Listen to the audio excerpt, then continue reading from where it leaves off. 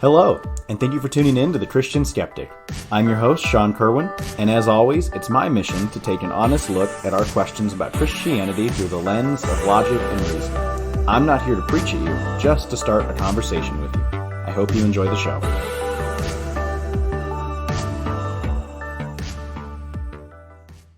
Okay, this is going to be a fun one. Does the Bible oppress women? Yes. And no. But it kind of depends on what you mean by oppress, and really with like what kind of cultural lens you're approaching the Bible with. And so I want to break down kind of our viewpoints into two different camps here. We have a radically individualistic viewpoint that most of us probably are very familiar with here in the West and Western cultures. And then we have a radically communal and dyadic cultural viewpoint that those who come from Middle Eastern, Asian, and ancient cultures would be more familiar with. So we are not, and they'll seem a little countercultural for anyone living in a Western culture. And then really the Bible offends both is kind of like the point I'm going to get at here today. But we'll dive into some of the nuances here of how the Bible treats women, how the Bible treats marriage and wives, because that's also kind of different and weird, and there's Jewish rabbis that even disagreed with this, and so Jesus kind of spoke some stuff in his time that went kind of countercultural to especially those in the camp of Rabbi Hillel and Akiba, which I'll get to them in a minute. And so right off the bat, if we're going to take radical individualism, which in all fairness is a view that we have solely because Christ entered the world and because Christianity took over the Roman Empire and eventually influenced every civilization, especially every Western civilization since that moment in history. What our individualism says is it says, I have the right to choose my own destiny. I have the right to control my own life. Liberty is one of my highest values in this world. And the pursuit of happiness, sound familiar, is the thing that gives my life the most meaning, right? And that is the anthem, that is the rally cry of our radical Western individualism. And it has its merits, and I'm not talking down about it. I do love that we are in an individualistic society, and I think that gets played out in very wonderful ways. But I think that it does lead us to misunderstand other cultures and other societies. And I think it leads us to over-abuse compassion, no doubt, to assume that anyone different than us falls into one of two categories. There's the category, for those that are overly compassionate and higher in neuroticism. You see the world as oppressors and victims, right? You see the world as good guys and bad guys. And there's no in between. And that's something also very unique to individualistic cultures. And so part of that lens, especially the part of that lens that's more skeptical towards Christianity, looks at Christianity and tries to find fault in the stars of Christianity, as it were. Paul, no doubt, being one of those stars to find fault in, especially when he writes things like in 1 Corinthians 11, where he says, Now I praise you, brethren, that you remember me in all things and keep the traditions just as I delivered them to you. But I want you to know that the head of every man is Christ, and the head of every woman is the man, and the head of Christ is God. Every man, praying or prophesying, having his head covered, dishonors his head. But every woman who prays or prophesies with her head uncovered dishonors her head. For that is one and the same, as if her head were shaved. But if a woman is not covered, let also her be shorn. But if it is shameful for a woman to be shorn or shaved, then let her be covered. For a man indeed ought not to cover his head, since he is the image and the glory of God, but a woman is the glory of man. For man is not from woman, but woman from man. Nor was man created for the woman, but woman for the man. For this reason, the woman ought to have a symbol of authority on her head, because of the angels. Nevertheless, neither is man independent of woman, nor woman independent of man in the Lord. For as woman came from man, even so man comes through woman. But all things are from God. Judge among yourselves. Is it proper for a woman to pray to God with her head uncovered? Does not even nature itself teach you that if a man has long hair, it is a dishonor to him, but if a woman has long hair, it is a glory to her? For her hair is given to her for a covering. But if anyone seems to be contentious, we have no such custom, nor do the churches of God. So it's like, whew, what do we do with that one, right? And to be honest, in researching this question, I approached it with bias. I approached it with kind of what I've always grown up hearing as a Christian and kind of what I've always experienced in church. The typical evangelical Protestant answer to this is no, of course the Bible doesn't oppress women. The Bible sets women free, right? Jesus was the original feminist. And it's like, well, no, that's not necessarily true. And to be honest, if you approach it with radical individualism, the Bible sets no one free. The Bible oppresses everybody. Christianity oppresses men and women. And so this kind of brings me to my first point as to it depends on your view. And it's okay if you have a view that says the Bible oppresses women or the Bible oppresses everybody. You're more than entitled to have your own view as a part of an individualistic society and culture. And I think to really understand this, I do need to go back to those rabbis I mentioned. So at the time that Jesus came to this earth, right, so around 0 BC or 0 AD, however you want to say it, we'll call it, there were two kind of prominent rabbis that taught in Jerusalem, and they shaped the theological and political landscape for the Jewish people at that time. They were Rabbi Shammai and Rabbi Hillel. And Rabbi Shammai kind of gets coined the more conservative, more by the book, follow the rules kind of a rabbi. And Rabbi Hillel kind of gets named as the more liberal, the more the rules are wide and can be bent and stretched a little bit rabbi. And so there's a conflict there, one of the main conflicts that they have, and the Pharisees bring this conflict to Jesus when they say, can a man get divorced for any reason, right? And that's the conflict that Rabbi Hillel and Shammai have with each other, is their different views on divorce. You see, Rabbi Hillel said that a man could write his wife a certificate for divorce for any reason. If he saw her talking to other men in the marketplace, if she made a bad comment about his parents, if he didn't like her cooking, if she talked back to him too many times. Rabbi Hillel says, write her certificate of divorce. If she questioned the teachings of the synagogue, write her a certificate of divorce. And it goes both ways, actually. Rabbi Hillel also said that women could write men a certificate of divorce. Noted Jewish historian Alfred Edersheim writes on this dichotomy, and of those in the camp of Hillel, he says, on the other hand, the wife could insist on being divorced if her husband were a leper, or affected with polypus, or engaged in a disagreeable or dirty trade, such as that of a tanner or coppersmith. One of the cases in which divorce was obligatory was if either party had become heretical or ceased to profess Judaism. And so part of why Rabbi Hillel did this, as other historians note, is because Rabbi Hillel valued a family unit, a family structure that followed proper Judaism and followed the laws of Moses as closely to the T as they could. And his viewpoint was, if one of those members of the husband or wife dyad doesn't follow Judaism, doesn't follow the teachings of Moses to the T, it's better to divorce them. Rabbi Shammai, on the other hand, the more conservative, strict by-the-book rabbi, was actually noted by historians for being the defender of widows. You see, he most famously was one of the only rabbis that said, any testimony a widow gives in court is valid. And so you can see even there, right, that Rabbi Hillel is a little bit more culturally inclined away from individualism, and Rabbi Shammai is a little more culturally inclined towards individualism. And, I think individualism does actually place more restrictions on people than a communal viewing of culture, but that's probably a conversation for a different episode.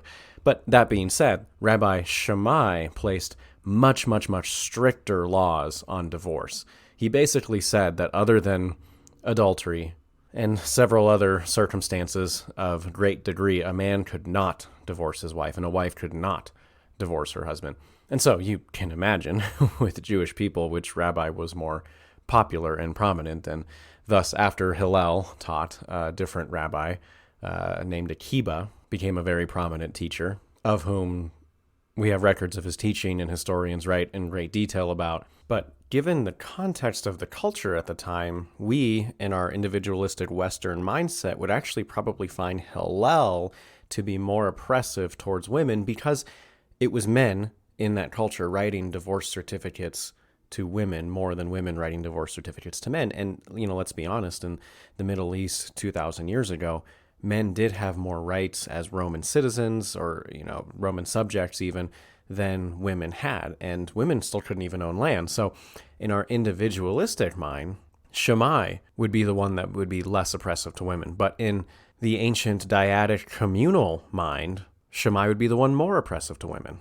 And it's like fair enough, because the culture then was very tribal, and that's evident, especially in the stereotypes we see in the Bible, particularly in the New Testament, since those are the times that we're talking about, where Samaritans are, dirty dogs in the New Testament, where Gentiles are filthy and are fodder for hellfire, where Jews are saved and going to heaven simply for being Jews, right? There's stereotypical dyadic identifiers that people used and clung to in those times. And make no mistake, the Bible isn't for these stereotypes, but the Bible does use these stereotypes to get the point across. And so hear me out on this. The Bible does not empower women, and the Bible does not empower men, and it actually empowers nobody. It strips power from those that have it, right? It says, you're just as unclean as a Gentile. It says, you're just as much of a dirty dog and a sinner as your enemy. The message is that it pushes Christians to stop identifying with their group, with their dyad, with their family, and to identify as dead to their sins in Christ. Look, in that culture, a woman's identity was wrapped up in, and not just a woman, I'll pause here, because everyone's identity was wrapped up in who they knew, right? If you were a man, your name was given, your first name, and then your surname was given in relationship to whose son you were, right? Or whose brother you were. And read the New Testament. I mean, read any part of the Bible, read any part of Jewish tradition, right? It's always James and John, son of Zebedee, Simon, son of Jonah. Your entire identity in the culture is based on the community around you. And it's no different between men and women. However, there's a special component for women in that culture that includes childbearing. It's normal for women to bear children to their husbands in that culture, and dishonorable for women not to. And that's kind of another difference then between a more communal dyadic relationship and an individual relationship with culture, is in an individualistic relationship, there's no shortage of honor to go around. Radical individual integrity is the thing that gives you honor in an individualistic culture. However, in a dyadic communal culture, your honor is only compared to other people's honor. So you are more honorable than your brother, or less honorable than your sister in this culture. And it's as if there's this like pool or yin-yang form of honor where there's only so much to go around. And not everybody in that culture can have honor, can have nobility. And so, therefore, women that can't bear children are seen with less nobility. And it would be pretty oppressive then in that culture to start a religion or to be a Messiah and allow women to take part in the religious aspects of it, allow women to learn, allow women to teach, because it robs them of the life of being a wife and a mother. And so if you're in a radically dyadic communal culture, then that's one part where the Bible's oppressive towards women, as opposed to if you're in a radically individualistic culture. And you see stuff like this, like I just read in 1 Corinthians 11, and I'm going to get to that here in a second, where it says, honor your roles. Spoiler alert, that's what 1 Corinthians 11 is getting at, and we'll get into the nuances here in a minute, but that's the point of it. It says honor the marriage roles. And okay, why is that? Well, you have to put it in context of the entire book of 1 Corinthians, right? Number one, it's offensive both ways, right? Because in verse 5 of chapter 11 of 1 Corinthians, Paul mentions women prophesying and praying, right? Women having roles in this religious community in the church of Corinth. And so that's a little offensive to an extremely dyadic communal society where women are supposed to know their place. But then it's offensive and oppressive to an extremely individualistic society where Paul puts women in a role. Paul puts men in a role too, but we don't necessarily think about that because, again, heroes, bad guys, oppressors, victims. Women are the victims because someone's got to be the oppressor, and clearly it's evil Paul, right? But read 1 Corinthians in context. Like, this church is pretty messed up. There's a dude having sex with his mother-in-law, I think it is, and like the second or third chapter of the book, and Paul's like, what the crap is going on? Corinth itself was a very, it was a city full of debauchery, right? It was a very sexually immoral land. Prostitution was one of the main forms of worship of one of the goddesses of Corinth. And so you can make cases, right? Because obviously, like, men can have long hair, and Samson had long hair. So, like, how does Samson fall into that, right? I don't know. God told him to, so contradiction, right? No, not really, because you can make inferences that when something applies in one culture, it doesn't necessarily translate to another culture, but it's in the Bible, so the principle should, though maybe not the entire practice. And here's the principle, right? Paul says Jesus submitted to God, but Paul also said that Jesus was equal with God. So Paul says women submit to men, but Paul also says that men are born of women and men need women. And so there's this idea. It's the same idea that Hillel and Shammai get at. It's both radically individualistic and radically dyadic and communal at the same time, but not to the extremes. It's to the balance of both. And so no matter where you look at this, the Bible's going to oppress women unless you can strike up a perfect balance of individual rights and liberties and a dyadic communal responsibility and role that we need to pick up. And that's always been the case in the Bible. There's Esther, the queen, right? And that story where she has to go out and become a queen and marry the king and have this heroic individualistic life only to come back and save her community. There's Ruth, who does the complete opposite, who has to submit and take the form of a peasant and a servant and honor Boaz and give up all of her rights and give up everything and give up her community, give up her culture. She gives up her culture to follow Naomi. How in the face of individualism is that? Ruth abandons everything to go with Naomi. And then while she's there, she can't even start a life for herself. She just has to go be a peasant and basically the equivalent of begging, right? But it's just leaning the corners of a relative's field, like not even some stranger. Like it's someone in her family. And she has to like go take this like bondservant poor role. And it's beautiful. And Esther's beautiful. But either way, those can be very offensive. And that wasn't even the start of it. Like Moses in the Torah, in the first 5 books, told the Israelites to teach women and children how to read and write and how to teach themselves. Like women were supposed to be teachers back then, which does bring up the question, can women be pastors? And I think I'm probably going to have to do a part 2 to this episode because this is going on a lot longer than I intended it to be. But Moses gives women the authority to read, write, and teach in the Middle to Late Bronze Age. Show me any other culture that did that in the Middle to Late Bronze Age. Why? Because the individual woman matters, but also because if you do that, you train up the community, the society, and women function properly in their roles in the household. And it's like, fair enough. I don't know. The Bible's kind of weird because it doesn't promise paradise for women, but it also never promises paradise for men, right? Like even back to Moses, he was supposed to go to the promised land and he never saw it. And so it's like, man, there's a lot of unhappiness that can come out of the biblical text. Like there really is. And I wish I could give you something different. I wish I could give you a better answer and say, no, the Bible totally fits the modern feminist agenda, or, no, it flies in the face of it. I don't even care. Like the Bible's just going to offend you.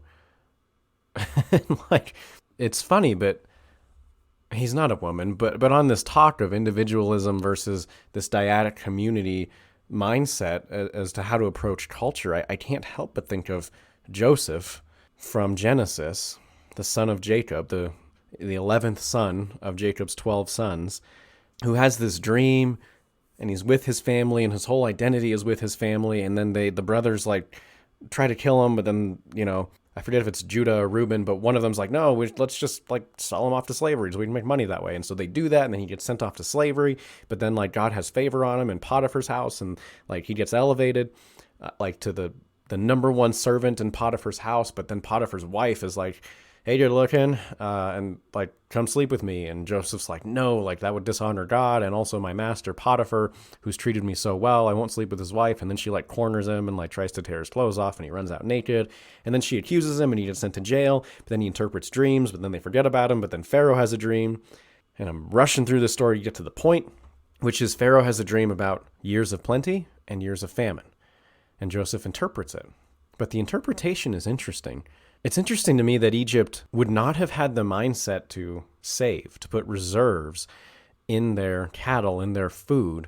And I was like thinking, like, why is that interesting? And it's like, it's because I live in America. It's because I have a 401k, right? It's because I understand investments. I understand savings. I understand not spending your entire paycheck as soon as you get it and not having this instant gratification mindset, which we accuse ourselves of having. But let's be real. Our individualistic culture is actually a culture that deeply understands sacrifice, deeply understands saving and investing and planning for some kind of future. The idea of retirement is an individualistic idea, not a dyadic communal idea. So what does that mean? That means that there's a balance. That means that the entire world was set up in these communal, like, dyadic relationships, and by that I mean where there's a husband, a wife, and that's a dyad that sets up in a family, a parent-child dyad, right? Dyad means pair, but it's everything's defined on these, like, pairs of relationships. Everything's defined in relation to each other, and God, through Joseph in the first book of the Bible, brings something that we're now very intimately familiar with in our individualistic culture. And that's this idea of having storehouses for the future. That's this idea of planning for the future, right? And it's a deeply individualistic mindset, because when your entire life is defined by your relationships and something happens to you, or you get old and sick and need someone to take care of you, you don't worry about funding it yourself because you have all of your relationships to do it for you. But when you're an individual, and that's how your identity is shaped in culture, you need to fund something yourself. Like, if a woman has individual rights and is divorced from her husband or unfaithful, or, like, God forbid, right, like she learns or becomes a prominent figure in a religious movement, like Aquila's wife Priscilla, right, or like Deborah, then it's like, if every woman does that, the society falls apart. And so in that regard, the restrictions don't oppress, but the consequences sure do. And they oppress much more than just women. They oppress everyone, and they perhaps even crumble society. But not every society. And to the benefit of our individualistic society, the Bible does elevate women. Not above men, but to actual equality with men. But the Bible doesn't preach individualism, right? And the Bible doesn't preach dyadic communal relationships. The Bible strikes a balance between both. Because on the one hand, God is a community, Father, Son, Holy Spirit. But on the other hand, you're a unique individual that He formed in your mother's womb, and He called you by name, and He had a plan, and He had a calling for you. Like those are truths that we can find in various scriptures and texts in the Bible, that you're His workmanship. And so it's like, this balance then between, we serve a God who's a community, who made us for community, but you're an individual, you're unique, you're His workmanship. There's a balance that's got to be struck, and the Bible doesn't hold back on it when it talks about men and women and their roles. And depending on how you want to look at it, it's oppressive. I saw, and forgive me for saying this because I hate these things because they're not profound, but I saw this Instagram reel of some speaker, he might have been a pastor or something, talking about that a moment in time where someone came to him with a question of, if I follow Jesus, do I have to stop smoking pot? And the pastor said no. And so then, naturally the person was taken aback, the audience was taken aback, right? And he said something so great that I think applies here, right? He says, you just, like, when you get in the shower, you got to clean yourself before you shower. And you're like, well, obviously, no, you don't. You get in the shower to get clean. And he's like, yeah, exactly. It's kind of what following Jesus is like. You just follow Jesus, and then it's a dyad. It's a relationship between you and Him, and you and Him to work that out. You and Him to work out if you smoke pot or not, right? And it's a little simple, right? And I think that obviously for the mature Christian, there's reading, there's study, there's devotion and proper attention to doctrine that should take place. But the principle is right. And I think that's the proper way to look at the Bible and not get offended, is, are you in a relationship with God or not? No doubt, question the Bible. Paul said, question the Bible. Paul said, question everything he said, right? Paul said, put everything to the test. And no doubt that's the point of this podcast, question everything. But question your own view, question your own bias. Because if you want a relationship with God and you want to love Him, and it said something weird in here that is countercultural and that at first blush you don't agree with, does it offend you? Bonhoeffer said it best. He said, when Christ calls a man, He bids him come and die. And that applies to women too. There's equality there. The submission that Paul talks about in Corinth, and I don't know the culture of Corinth. And yeah, there's a lot of sexual immorality in the church of Corinth that's talked about there, right? And so maybe it has something to do with that. But there's a level of submission where Paul says, women, keep your heads covered. But then he says, but man is subject to Christ. And so it's like we got to ask ourselves, what if Christ said, men, keep your heads covered? Yeah, that'd be offensive to a Western individualistic culture. But if you've died to Christ, it's not. Or maybe it is. Heck, I don't know. But if you've died to Christ, you have a choice.